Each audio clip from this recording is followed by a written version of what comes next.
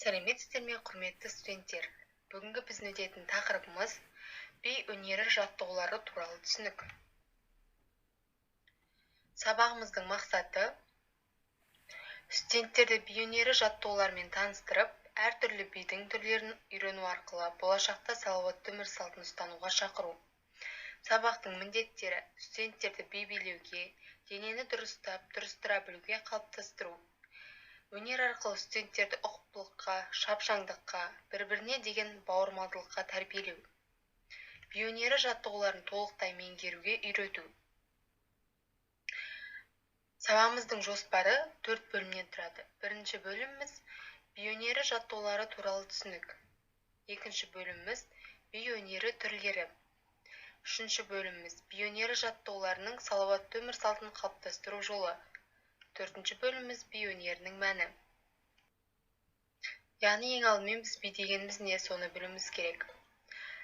Әр өнер адамзаттың қайғы қасіретін, ойын, сезімін, неше түрлі бүгінгі, кешегі, тарихи немесе фантастикалық оқиғаларды адамға өзіне тән құралдармен, амал тәсілдермен жеткізуге тырысады. Және әр өнер шартты болып келеді. Сол өнерлердің ішінде хореография өнер ерекше. Өйткені хореография ол сөзсіз өнер. Оның негізі би.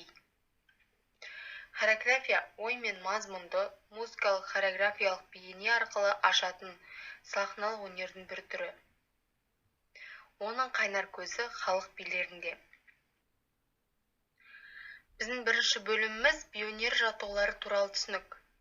Би жаттығулары музыка ырғағымен қол, аяқ, кеуде, бастың қимылдарын жасау. Қол, дене, аяққа арналған би жаттығулары, музыкалық ырғақты жаттығулар. Музыка ырғағына сәйкес түрлі қарқында қимылдар жасау.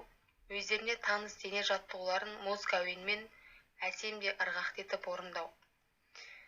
Мұнда жаттығулардың түрлері берілген, сіздер соны үйден қайталауларыңызға болады. Яғни дене жаттығуларының, би жаттығуларының тағы бір түрі толқынды жаттығу.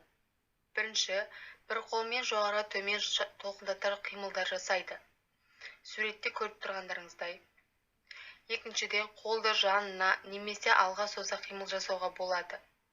Үшінші, толқын иықтың, білезіктің, қол басының үйлескен қимылдарынан жасалады. Төртінші, толқын бір қолдан екінші қолға жайлап ауысады. Екінші бөліміміз би өнері түрлері. Яғни би өнері түрлері 11 түрі бар.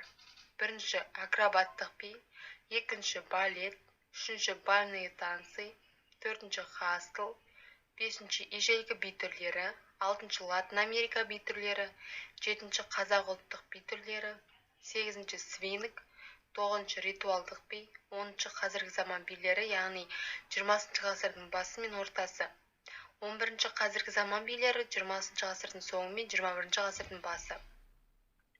Мұнда сіздерге сөз жұмбақтар жасырылған би атауларын табуларыңыз керек. Бірінші мысалы ретінде бірінші берілген суретте қазақтың қара жорға биі.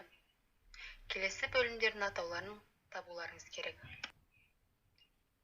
Үшінші бөліміміз би өнері жаттығуларының салауатты өмір салтын қалыптастыру жолы. Яғни бұл жерде біз бидің денсаулыққа пайдасын, үш түрлі пайдасын айтайық. Бірінші, түрлі жаттығулар жасаған кезде денеге көп мөлшерде көмірқышқыл газы бөлінеді. Бұл жүректегі қан айналымын жақсартады. Екінші, қан айналымын қалыпты ұстауға әсер етеді. Үшінші, қан қысымының көтерілуін тежейді. Би тек қана сырт келбетті емес, сонымен қатар ішкі дүниенің сана сезімінің артуына және түрлі зиян заттардан аулақ болуға баулиды. Би өнері ішкі рухани әлемді ашады, адамды сұлулыққа тәрбиелейді. Игі қасиеттерді оятады, адамгершілік идеяларын насихаттайды.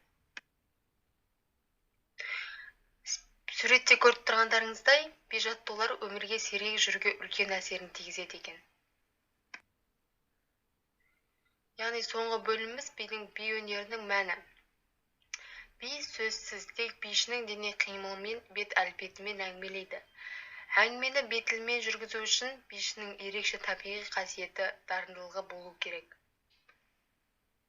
Хореографияда ең бастысы ол классикалық би. Латын тілінен аударғанда үлгілі деген мағынаны білдіреді. Классикалық биді біз балет деп атаймыз. Балет дегеніміз итальян тілінен аударғанда билеймін деген мағынаны білдіреді. Балет би хореографиялық көріністердің авторын балетмейстер деп атаймыз. Осылайша би өнерінің мәні классикалық биде деп толығымен айтып.